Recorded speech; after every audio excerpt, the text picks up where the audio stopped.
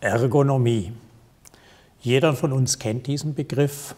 Wir wünschen uns ergonomische Autositze, ergonomische Bürostühle oder sonstige Teile, die wir in die Hand nehmen, die besonders ergonomisch geformt sind. Doch was bedeutet dieser Begriff eigentlich? Dafür gehen wir einige tausend Jahre zurück zu den Griechen. Die wählten den Begriff Ergon für Arbeit und Nomos für Regel, Gesetz. Das heißt, Ergonomie, es geht um die Anpassung der Arbeit an den Menschen. Wir stellen uns die Frage, ist es für uns wirtschaftlich, hier Geld und Zeit zu investieren?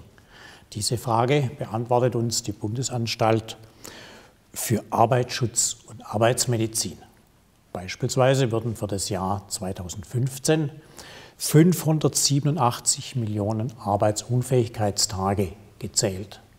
Das entspricht einem Produktionsausfall von 64 Milliarden Euro.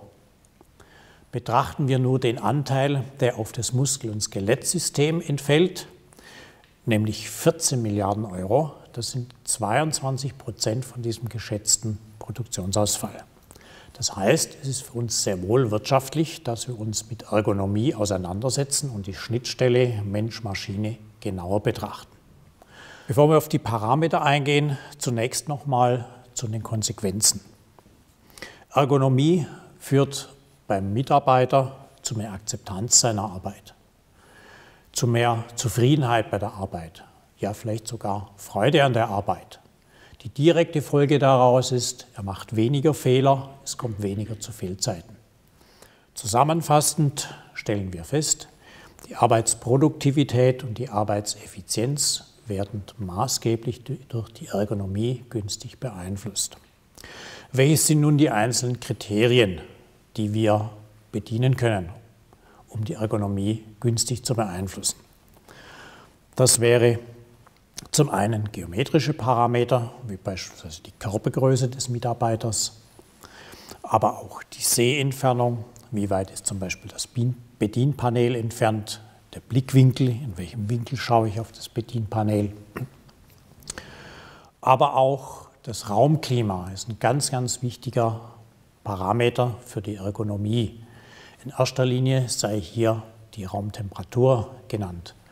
Eine Erhöhung der Raumtemperatur von 20 Grad auf 28 Grad senkt die Arbeitseffizienz bereits um 30%. Das heißt, es stehen nur noch 70% der ursprünglichen Arbeitseffizienz zur Verfügung.